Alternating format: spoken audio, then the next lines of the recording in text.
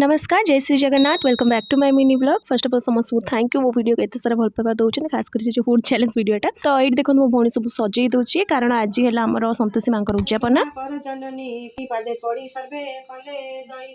सकाल पूजा सारिकी से भोगटा गोटे गाय को दवा कथा से मामा नंदी को देदेला आसिक पहुँची गले नना आपण मैंने देखले तो कौन होती छुआ मैंने लाइट देखो भोग तापर ये होम स्टार्ट लाइट देखो मो मामा बसला पूजा से ना मो ऊपर घर आंटी भी थे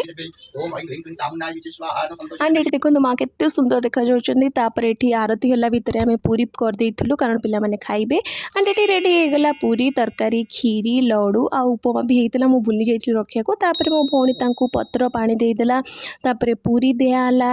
मुझे उपमा देदेली कारण मुझे भूली जाइए से रखापी ये देदेला मो भौणी तरकारी आ खीरी ये देखो खुशी ता भाई को केते सुंदर खुआई दूची बहुत ही सुंदर लगुच ये साई खाई पार ना छोटियाटा थी से मो भौणी खुआई दूला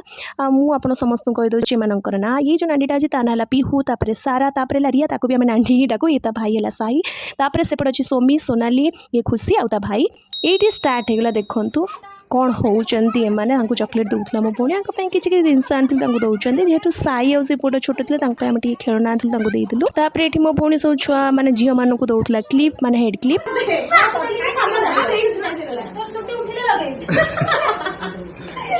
तापर देलु पेन